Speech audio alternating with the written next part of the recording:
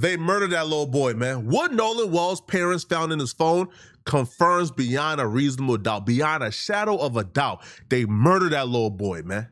They murder him, and the police, the law enforcement agencies, the judges, coroners, everybody in that city responsible for this investigation is working in cahoots to make sure they get away with it.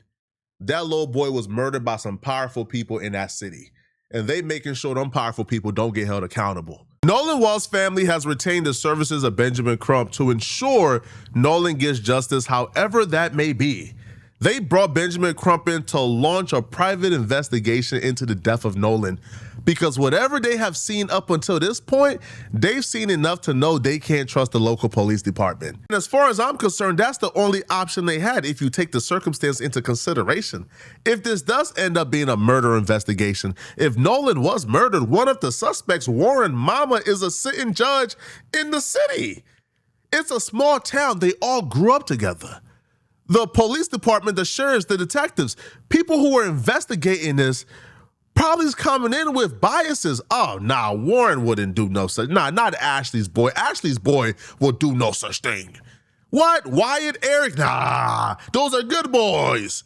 So they're already coming in with a biased eyes and a biased lens. They're going into this assuming these people did nothing wrong and Nolan just got drunk and drowned, even though every single detail, every single evidence, every single piece of information that has come out has pointed into the opposite direction of that. You mentioned earlier there are some contradictions. Yes. What gives you confidence or perhaps concern about the investigation so far?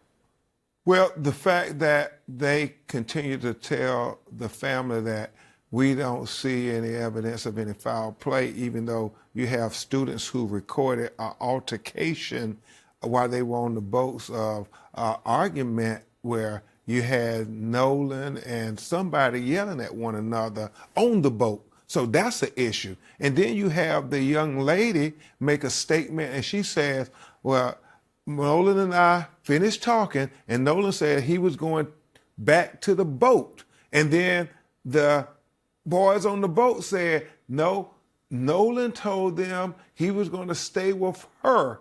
And so they are conflicting. She's saying he went and got on the boat. They saying he didn't get on the boat. So which is it? And all we know is Nolan is dead. I've never seen a police department in such a hurry to close out an investigation. They have refused to take any of the new evidence into consideration. And let's slow it down for a second. The story they're giving us doesn't make sense. The story that Nolan friends are giving us doesn't make sense. And it shouldn't make sense to a trained police officer.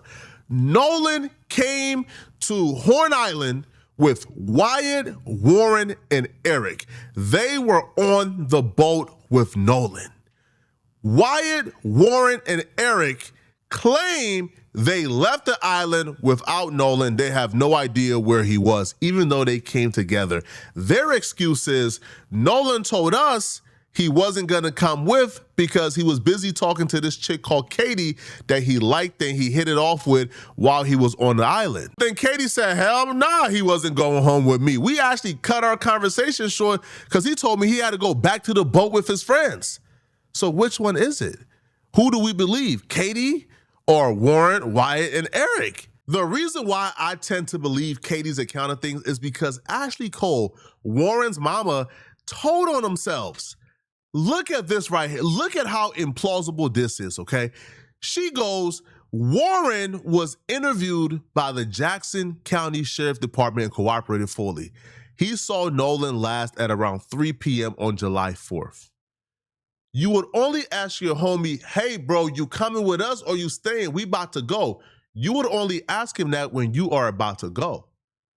So if you last saw him at 3 p.m. and that's when you asked him, because again, according to them, they asked him, hey, you coming with or you staying? He said he's staying. Okay, cool. You would only ask that when you're about to go right at that moment. So if you last saw him at 3, then you would have asked him that at 3, but then that wouldn't make sense because why would you ask him that at 3 when you guys eventually left at 4:30 p.m.? So the last y'all seen Nolan was at 3 p.m. when y'all asked him, hey, you coming with, bro? We about to go. Then y'all stayed an additional hour and 30 minutes. Really? That makes sense? Really? That don't make sense at all. But this actually coincides with what Katie said, which is, oh, we cut our conversation short because he told me he was headed back to the boat with his friends because they had to go. That would mean that Nolan went back to that boat. Nolan was on that boat.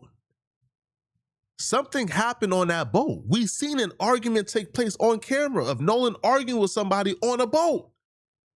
But the police says there's nothing to investigate. There's no foul play. It doesn't make sense. And think about it for a second, okay? So they left around 4:30 p.m. when the boat was taking on water. They had an issue with the bilge pump. First off, okay, if a boat is taking on water and you guys are about 10 to 15 miles away from mainland, so these kids, these inexperienced kids, hopped on a boat that were 10 to 15 miles away from mainland, about what, a 30 to 40 minute ride. The boat was taking on water and they decided to still hop on and go 40 minutes back to mainland. How does that make sense? They gave Nolan a heads up they had to go because the boat was malfunctioning. Then they proceeded to stay an additional 1 hour and 30 minutes while the boat was malfunctioning. Then they hopped on the boat that was malfunctioning to sail 15 miles to mainland. What? What are we talking about here, man? Are y'all crazy? Are y'all insane? That's why people is looking at the police department like, yo, you guys is compromised, homie. Now, we not letting Katie off the hook either, okay? Even though I tend to believe Katie's account of things, I'm not going as far as some of the people who know Nolan. I seen some of Nolan friends on Facebook talking about, yeah, say what y'all want. I'm standing 10 toes behind Katie. She would never do nothing. I said, all it takes is a little white girl, man, to get you niggas to start shucking and jiving, man.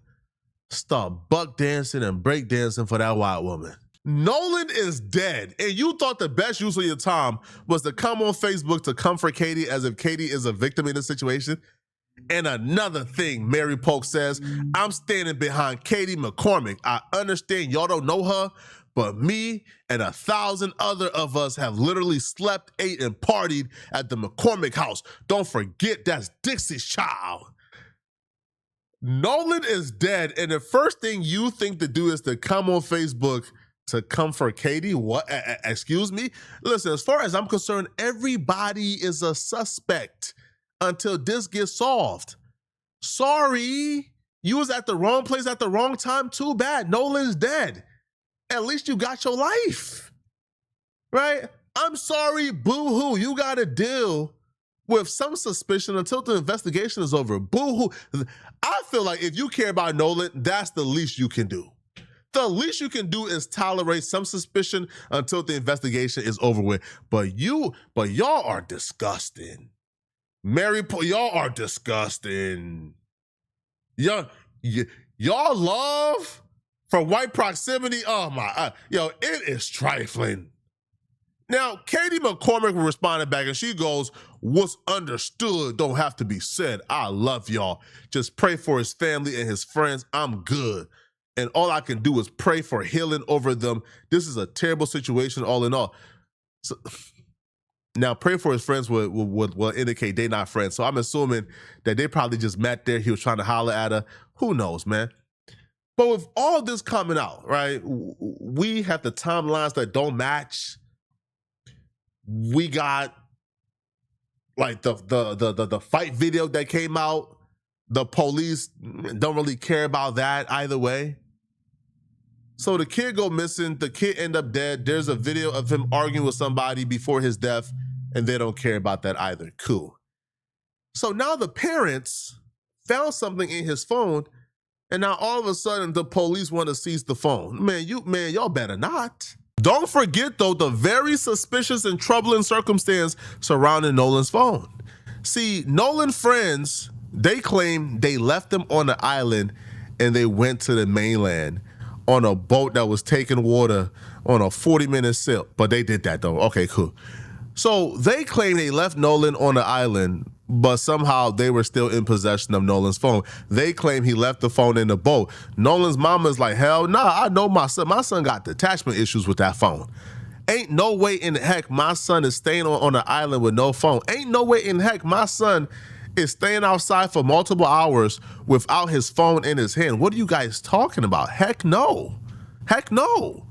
Now, eventually she went to retrieve the phone, and when she went to retrieve the phone, what she discovered in the phone blows this entire case open. As far as we know, his mother, Christine, and his father, Elmo, say they haven't gotten any answers. They, have been asked to turn over his cell phone to the Mississippi law enforcement authorities. But even that is troubling to them because they're saying messages that were deleted from his cell phone. So they want to try to dot every I and cross every T and investigate everything. They said it's very improbable that Nolan would not have wanted his cell phone with him if he was going to stay on the island. Mm-hmm. The deleted text messages on his phone? His parents found that? Who found that out?